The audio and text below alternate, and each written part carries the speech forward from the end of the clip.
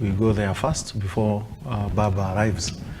And Baba arrives later to our amusement, because we expected him to come anyway. It was a preparation done that Baba will be going to bury his old friend. Mukami and Baba have been friends for a very long time. Baba having built Mukami's house at home, Baba having taken Mukami's grandson to school, through school to finish university, though the guy passed on. Baba having assisted Mukami acquire a house, national housing, under national housing scheme in Kitengela last year, sorry. And they have been knowing each other for long. Baba even visiting Mama for quite many times. And towards election, Mukami blessing Baba, putting her hands on his head, yes, that I bless you to lead this country. So that's somebody you have to bury. So Mzee was not going there for politics. He was going to bury a friend. That is one thing.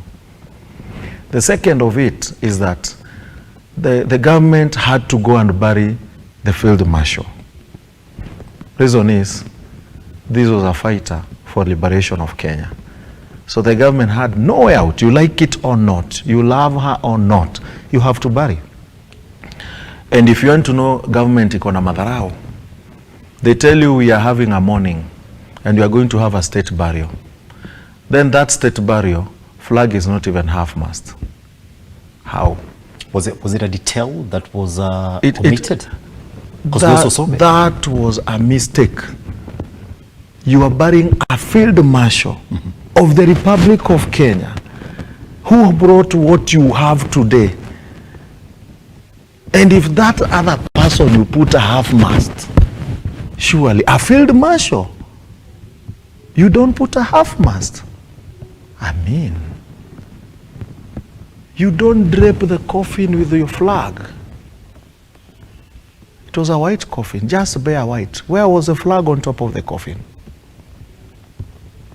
Are you getting me? So if you want to show me a state burial, I'll tell you a state burial.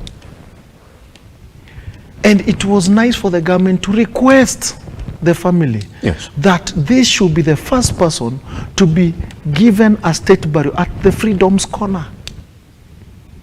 Why do we have a Freedom's Corner? Kenyatta should have been the first person to go to Freedom's Corner, then Jaramogi and others.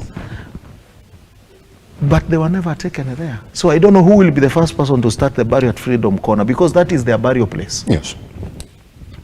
Eric, am I saying different? That's their burial place. So the government goofed, kabisa. And that was a very important person being buried. We may not get such. You understand? We may never get such. Because the husband, we know the story about the husband. And the lady. So now that was very painful. Going out of there, Mzee was going to bury a friend. And now at the burial, Mzee said what Kenyans are feeling. Kindly don't put a load on these guys. They already given a load.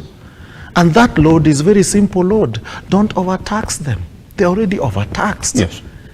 So that is not at a lecture. It was a story that is true. Why do you give us a housing fund on top of us? And we don't even know where the money is going. Which office? Who is going to regulate it? NHIF, we know goes to NHIF office. We know where it is. You can go there and check your name. NSSF, we know where it is. But this housing, where? So you need to get us a whole group, CEO, chairman, nini. Yes. Then put our money there. But who tells you we need it? America, they build houses for their citizens. Yes. Actually, Eric, we're coming back to that, because that's where the conversation now begins, by the way. I just wanted you to weigh in. Who was it better for between Ruto and Raila? It was so good for Raila, because Raila pulled a rug on Ruto. Ruto went to defensive. All through, even why did we have the yesterday State House press briefing? It was all defensive.